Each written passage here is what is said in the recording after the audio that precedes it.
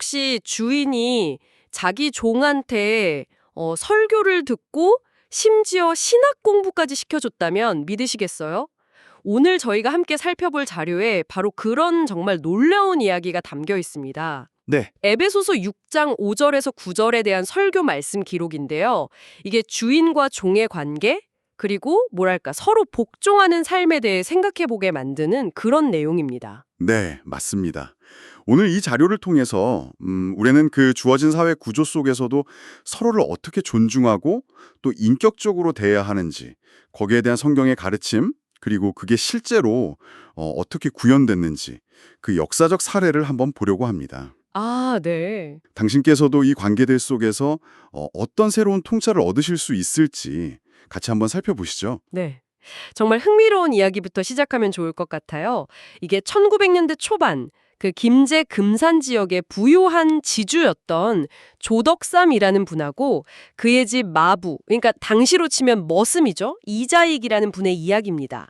자료에 보면 이 두 분의 만남이 한국교회 역사에 참 큰 의미가 있다고 하는데요. 그렇습니다. 조덕삼 씨가 이제 테이트 선교사님을 통해서 기독교 신앙을 받아들이게 돼요. 그러면서 자기 집 사랑채를 예배 공간으로 내놓으면서 금산교회가 시작되는 거죠. 아, 자기 집을요? 네.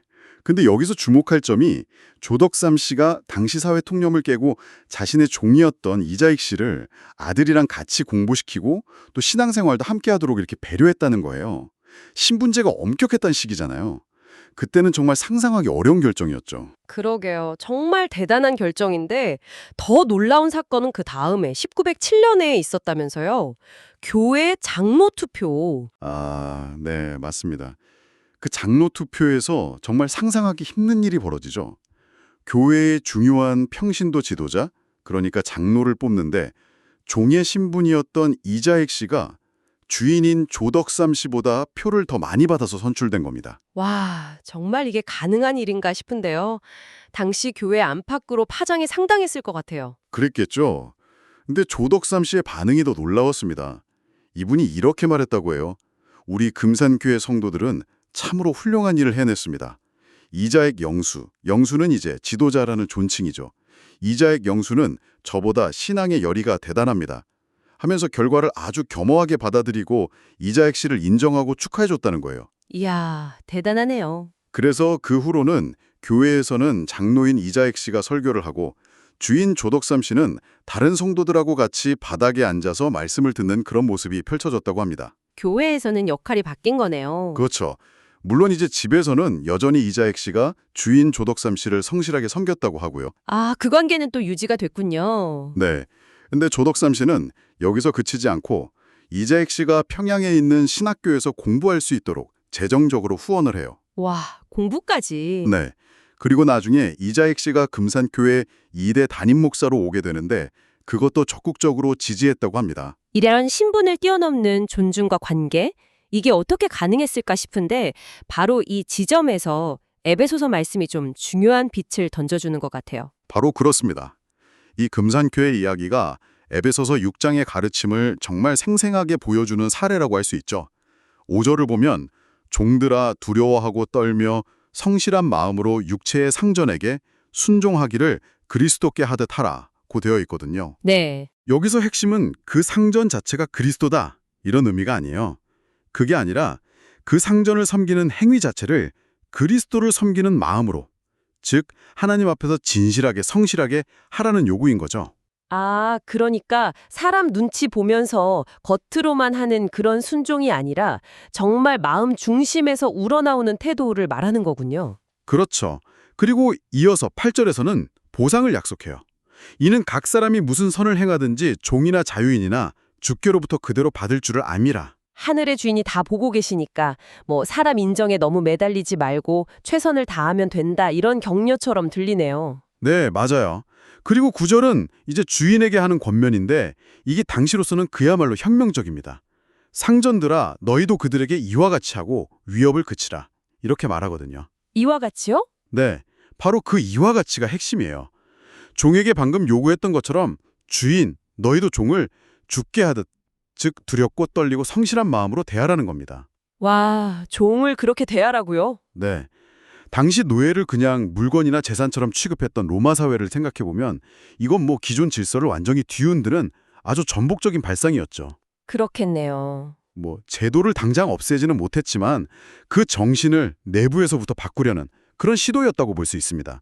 내부로부터의 혁명이라고 할까요?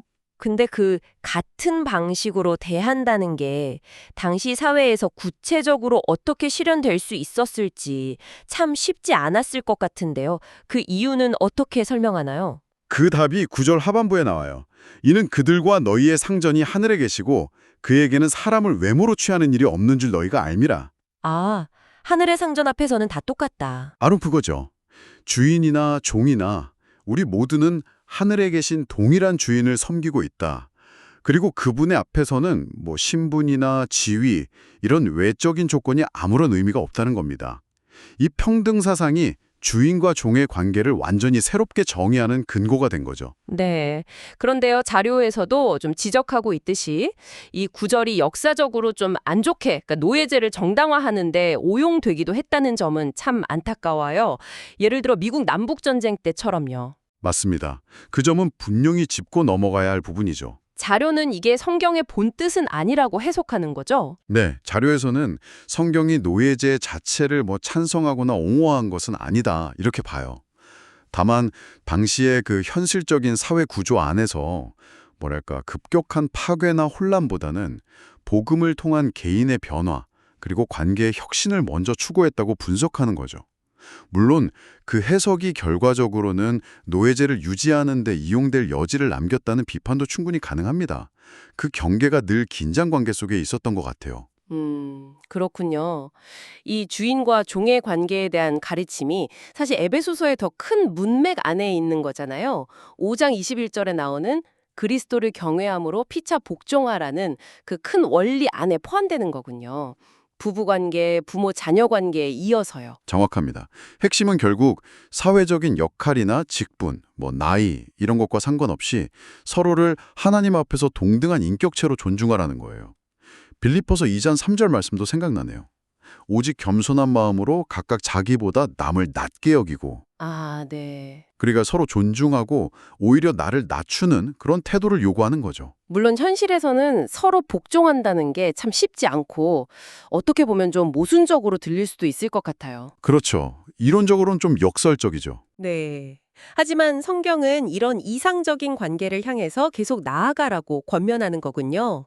우리가 교회에서 서로 형제님, 자매님 이렇게 부르는 것도 이런 평등 정신을 반영하는 거고요. 맞습니다. 오늘 저희가 살펴본 이 자료는요. 결국 사회적인 지위나 역할에 갇히지 않고 모든 사람을 그리스도께 하듯 인격적으로 존중해야 한다는 그런 깊은 가르침을 우리에게 전해주고 있습니다.